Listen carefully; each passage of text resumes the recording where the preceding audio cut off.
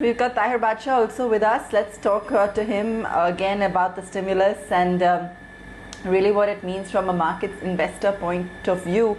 Teher, good morning. What does one do? Does one jump in at this point? Does one wait to hear some more of the details with regards to the package?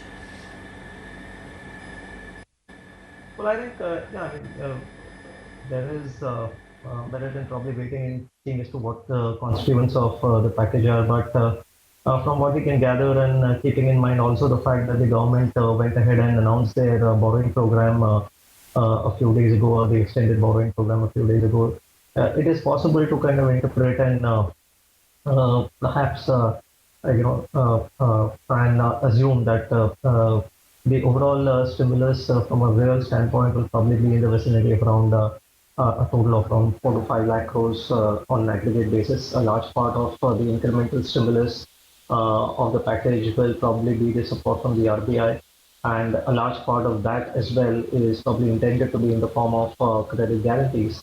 So I think it probably is quite clear that it's not going to be a very, very large stimulus, but at the same time, it appears to be a reasonably balanced effort on the part of the government. I think they have an eye on the fact that you have to provide support to the vulnerable parts of society, and also to credit to the starved sectors of the economy, but at the same time, be cognizant of the possible fiscal slippages as a result of that, and not to attract any attention out of maybe some of the rating agencies, etc. So I think it's a reasonably calibrated effort in that regard. But yes, the devil is in the detail, and we'll probably await to see as to what the constituents of the package are.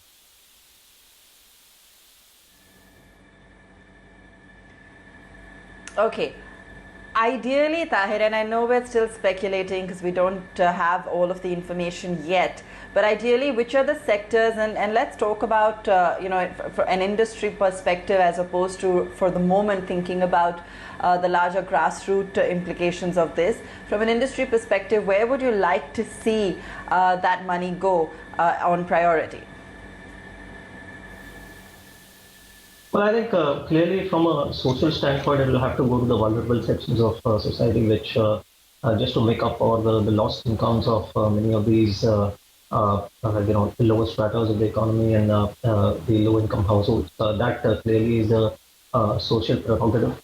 At the same time, we do need to also ensure that cash flows of businesses, especially small and medium-sized enterprises, are also supported in some way. So whether there's going to be an actual support, or is going to be in the form of credit guarantee through the banking system, remains to be seen. But clearly, that is another area which needs to be supported, because it will be an important part of the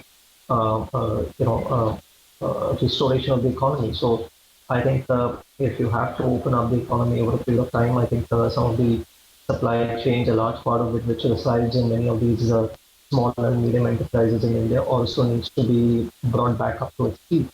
So you have to kind of provide support to that as well. And if that were to happen, then some of the important sectors which drive employment, which are important from the point of view of the industrial activity and infrastructure activity, will start coming back into play.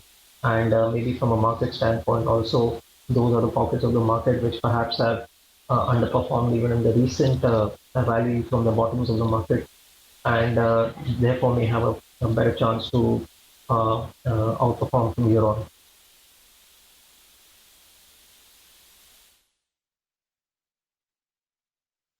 Teher, will this package change the narrative for, I'm just going to take a minute to clip my wire here. Compulsions of working at home. Teher, my question to you is, will this package, in a sense, arrest the underperformance in banks? Because banks or financials are the heart of the market, and the heart of the market is not ticking, which means whatever we may talk about, IT, pharma, consumer, those are not the sectors which will take the markets higher. In fact, every time markets are falling, banks are leading the decline. And concerns were centered around credit, NPA, growth, safety, and guarantee. Will this package, directly, indirectly, arrest a lot of those concerns? Yes, so you're absolutely right, and that is clearly the deliverable of the day.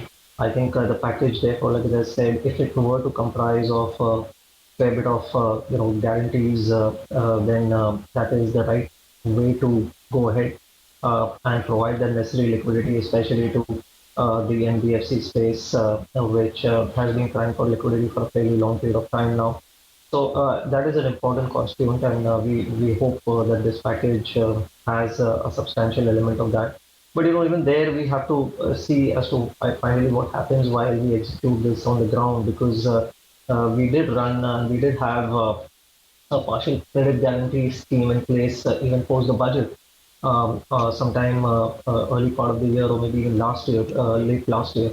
And I'm not too sure as to how that provision of the scheme fared for the banking sector as a whole, where the RBI was supposed to, I mean, the government was supposed to buy some of the weak credits of NBFCs, etc. So this should hopefully be an extension of that package, and maybe a more stronger allocation to in that area. So we'll have to see as to what that comprises of. But yes, you're absolutely right that we need to get the financial services portion back into the fray. There are a lot of concerns around that, both from the point of view of the stability of the sector as well as its ability to provide the necessary credit to the system as a whole, not just corporate credit now, but even consumer credit. Okay, thank you for joining us this morning, Tahir.